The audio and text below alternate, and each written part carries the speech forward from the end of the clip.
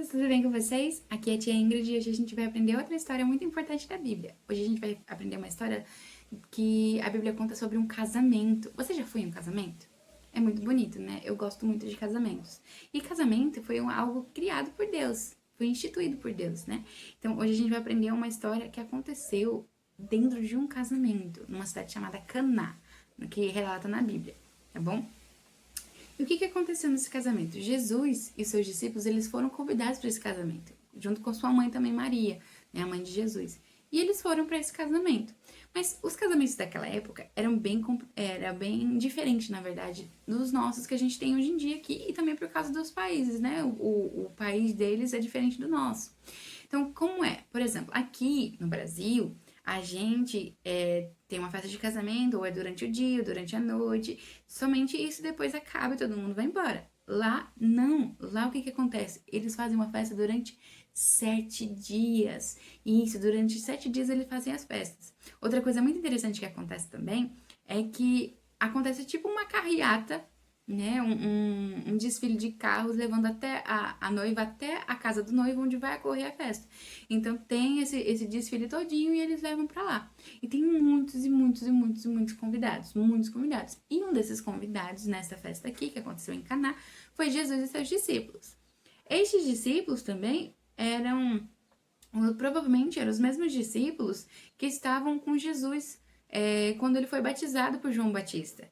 E ouviram, né, Deus falando sobre Jesus. Eis o meu filho em que tenho muita alegria, né, meu filho amado que tem muita alegria. Esses discípulos, eles tinham acabado praticamente de seguir a Jesus. E ouviram provavelmente João falando que Jesus era o Cordeiro de Deus que tira o pecado do mundo, que tira o pecado deles e também que tira o pecado, né, o seu pecado que está dentro de você.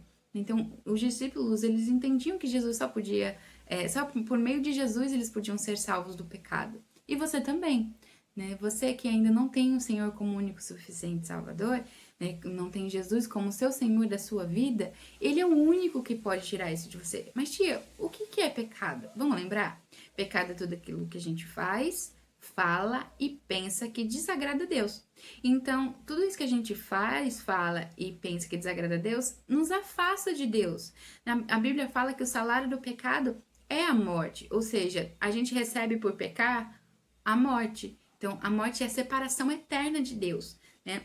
Uma das mortes é a separação eterna de Deus, ou seja, você vai ficar longe de Deus para sempre. Mas Jesus, ele veio para que isso não acontecesse. Então, quando a gente entende que nós temos pecado, ou seja, falamos e pensamos coisas que desagradam a Deus, e entendemos que precisamos de Jesus para tirar esse pecado de nós, limpar o nosso coração e fazer com que a gente tenha uma amizade de novo com Deus, para que a gente viva junto com Deus, tanto aqui na terra e quanto lá nos céus, quando a gente for para lá, a gente confessar Jesus como o Senhor e Salvador das nossas vidas, nós vamos de fato ser livres do pecado.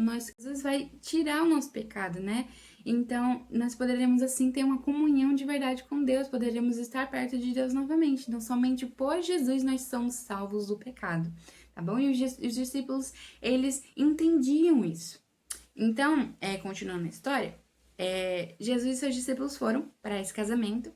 E o casamento provavelmente, né, eles foram pro casamento e provavelmente no casamento tem um costume da época, um costume também que é da região deles lá, eles têm um costume de lavar os pés quando eles entram na casa das pessoas, né? Por quê? Porque geralmente as ruas de lá eram cheias de areia, cheias de barro, então sujavam muito os pés. Então provavelmente nesse casamento também tinha vários galões de água, né? Como eram muitas pessoas, para elas lavarem os pés, para não entrar com os pés sujos, né, dentro da casa do noivo, né, dentro da festa. Então, provavelmente tinha esses galões lá e eles lavavam os pés.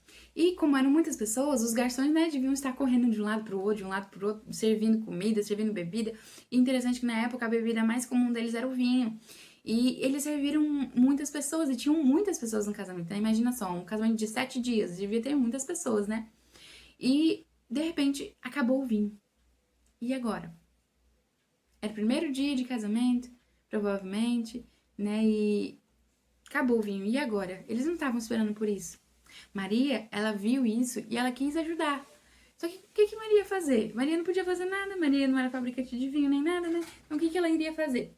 Então, Maria não tinha o que fazer, mas ela sabia de alguém que sabia o que fazer. Então, quem era essa pessoa que sabia o que fazer? Exatamente, era Jesus. Então ela foi falar com Jesus e disse: Jesus, acabou o vinho. E Jesus deu uma resposta para ela que pra gente parece meio grosseiro, mas não foi. Jesus falou assim: O que tenho contigo, mulher? A minha hora ainda não é chegada. Jesus não foi grosso quando ele disse isso. Ele estava somente lembrando ela de quem ele era filho, que ele era o filho todo-poderoso de Deus, que ele poderia fazer aquilo que ele quisesse, né? Então, Maria, depois que ouviu aquilo, ela foi correndo lá para os garçons e falou assim: ó, façam tudo que ele disser, tudo que Jesus disser, vocês façam.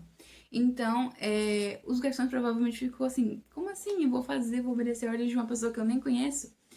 Mas eles foram e mesmo assim ouviram Jesus. Jesus mandou com que eles pegassem aqueles galões que estavam lá, galões que eram de mais ou menos 80 litros, 100 litros, né? E mandassem, ele mandou encher de água. Eles devem ter ficado assim: gente, a gente precisa de vinho, não de água, mas, né, vamos fazer o que ele tá mandando aqui, né? E é exatamente isso, eles fizeram isso. Eles encheram de água, mesmo eles provavelmente estando assim, se perguntando por que tinha que encher de água se eles precisavam de vinho, mas eles encheram de água, fizeram o que Jesus disse para eles fazerem, né? Mas sabe o que é interessante? Maria, ela disse para Jesus aquilo que ele tinha que fazer. Jesus, acabou o vinho. Querendo ou não, ela tá querendo dizer, faça alguma coisa. Muitas vezes, nós que já temos o Senhor como Senhor e Salvador das nossas vidas, nós cristãos, a gente quer fazer a mesma coisa, a gente quer mandar o Senhor fazer alguma coisa. Mas a gente tem que lembrar que a gente não manda nada, a gente não sabe das coisas como Ele sabe. Mas a gente deve falar pra Ele aquilo que incomoda pra gente. Às vezes a gente tem um problema e a gente quer que Deus resolva o nosso problema do jeito que a gente quer. Então, por exemplo, você fala assim: ah, Senhor, tem uma professora que ela pega muito no meu pé, ela não gosta de mim e eu queria muito que ela fosse embora. Senhor, manda ela embora. Então você tá mandando Deus fazer alguma coisa por você, né? Manda ela embora, Senhor, eu quero que ela vá embora. Mas muitas vezes a vontade de Deus não é a nossa vontade, né? Então, às vezes a gente pede uma coisa para Deus e Deus não vai dar aquela coisa porque não é da vontade dele. Então, às vezes ele pode sim, né? Por exemplo, mandar essa professora embora e colocar outra, e às vezes ele pode deixar essa professora ali para que você possa aprender a ter paciência, sabedoria e lidar com ela e depender do Senhor. Então, a gente precisa confiar na vontade de Deus, nos planos de Deus e deixar ele fazer a vontade dele nas nossas vidas. Entender que aquilo que ele faz pra gente é sempre o melhor. Então a gente não precisa ficar mandando ele fazer as coisas como se a gente já soubesse o que a gente tá fazendo. Mas a gente deve confiar no Senhor e confiar naquilo que ele faz por nós, tá bom? Então, todos os garçons fizeram o que Jesus mandou e Jesus transformou aquela água em vinho. Exatamente, Jesus transformou aquela água em vinho. Se Jesus transformou a água em vinho, o que dirá dos seus problemas? Jesus pode fazer isso também. Jesus também pode, além de transformar água em vinho, Jesus pode sim salvar você do pecado. Jesus pode sim, tem poder suficiente para salvar você do pecado também.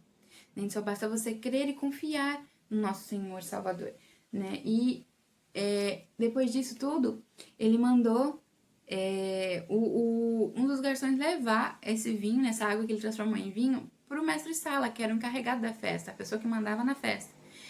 E ele bebeu, esse encarregado da festa. E ele falou assim: ué, a gente sempre serve o pior vinho por último e vocês deixaram o melhor pro final. Então ele ficou assim: como assim vocês pegaram o melhor vinho e colocaram pro final? E era justamente a água que Jesus tinha transformado em vinho. Então Jesus, ele não fez isso para se amostrar, para se aparecer. Ele fez isso para mostrar assim que ele era o Filho Todo-Poderoso de Deus. E ele é ainda o Filho Todo-Poderoso de Deus.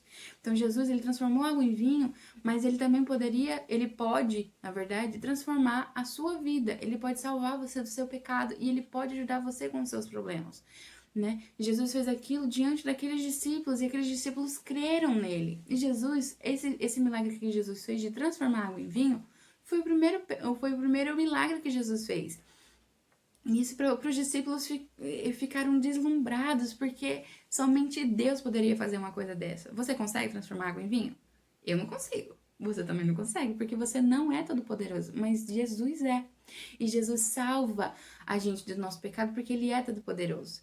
Então, se você, com a sua boca, confessar que Jesus é Senhor e no seu coração crer que Deus ressuscitou Jesus dentre os mortos, você será salvo. Se você dizer assim, Senhor, eu sei que eu tenho pecado, eu sei que eu faço coisas que desagradam ao Senhor, mas eu entendo que eu preciso do Senhor para ter novamente uma amizade contigo e com Deus e para não ficar longe do Senhor para sempre.